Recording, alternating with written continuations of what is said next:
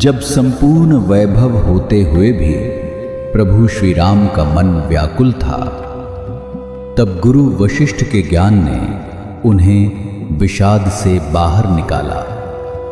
सुनिए बकुल जी की वाणी में।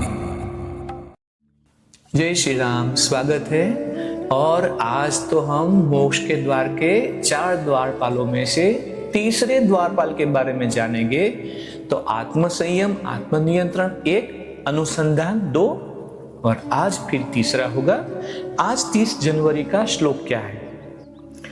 संतोषः परमो लाभः सत्संगः परमा गतिः विचारः परमं ज्ञानम् शमो हि परमं सुखम।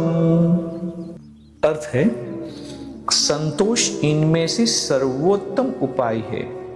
सत्संग गंतव्य तक पहुंचाने वाला उत्तम साथी है। 2, अनुसंधान अपने में सबसे बड़ा ज्ञान है। 3, और आत्मनियंत्रण है चरम सुख। 4। वशिष्ठ ने कहा, मोक्ष के द्वार का एक और द्वारपाल है संतोष। जिसने संतोष के अमृत के घूंट का पान कर लिया हो, उसे फिर इंद्रियों से मिलने वाले सुखों की चाह नहीं रहती। सबसे बड़ा सुख यही है, संतोष। सबसे बड़ा सुख संतोष ही है। और इस संसार में कोई ऐसा सुख नहीं जो संतोष की उपलब्धि से प्राप्त होने वाले सुख के समान मधुर हो। यह सभी पापों का शमन करने वाला है। संतोष ही आ गया तो फिर हम कोई कावे दावे ही नहीं रहेंगे। फिर संतोष क्या है? ऐसी सभी इच्छाओं का त्याग करना जिनके लिए हाय तौबा करनी पड़ती हो, और आपसे आप पूरी होने वाली इच्छाओं से संतुष्ट रहना। अपने आप जो इच्छा पूरी हो जाती है उसे संतुष्ट हो जाते हैं। हुआ तो भी ठीक, ना हुआ तो भी ठीक। ऐसा होने पर न तो व्यक्ति फूली उठता है और ना ही खिल उठता है। यही संतोष है। जब तक कोई आत्मा से संतुष्ट नहीं होता, वह दुखों के अधीन रहता है। संतोष के बढ़ने से व्यक्ति का निर्मल हृदय खिल उठता है। संतुष्ट व्यक्ति संसार के किसी पदार्थ पर अपना अधिकार नहीं जतलाता। और मोक्ष का चौथा द्वारपाल है सत्संग। सत्संग व्यक्ति की बौद्धिक क्षमता बढ़ाता है, अज्ञान को दूर करता है और उसकी मनोवैज्ञानिक व्यथाओं को नष्ट करता है। चाहे जितना व्यय हो, चाहे जितना कष्ट उठाना पड़े, मार्ग में कितनी ही बाधाएं क्यों ना आए, सत्संग की कभी उपेक्षा नहीं करनी चाहिए। जीवन पथ को प्रकाशित करने वाली यह एकमात्र ज्योति है।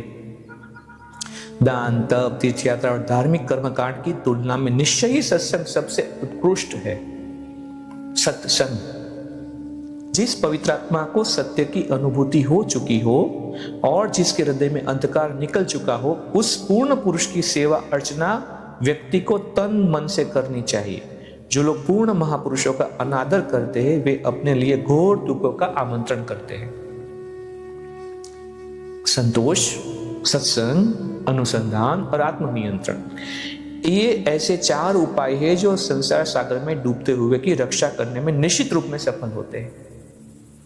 संतोष इनमें से सर्वोच्च उपाय है। सत्संग गंतव्य तक पहुंचाने वाला उत्तम साथी है।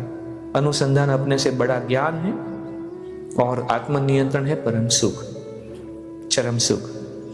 यदि तुम इन चारों को एक साथ व्यवहार में लाने में समर्थ नहीं हो तो किसी एक को अपनाओ। जैसे एक टेबल के 4 पहिए होते, एक पहिए को खींचा, तीनों और हमारी ओर चला आएगा।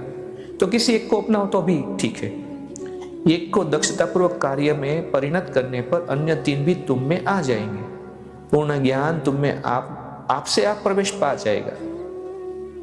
इन उत्तम गुणों के द्वारा जब तक तुम अपने मन रूपी जंगली हाथी को पालतू नहीं बना लेते, तुम्हारी प्रगति उस परमपिता की ओर नहीं होगी, भले ही तुम देवता क्यों ना बन जाओ।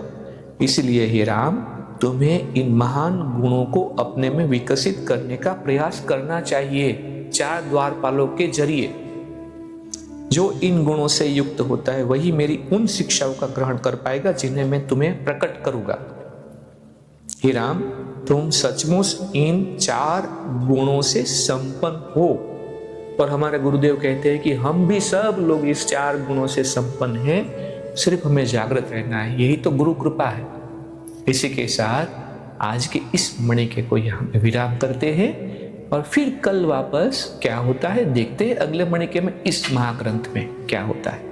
जय श्री राम। इस ज्ञान यात्रा में हमारे साथ बने रहने के लिए चैनल को सब्सक्राइब करें और बेल आइकॉन दबाएं।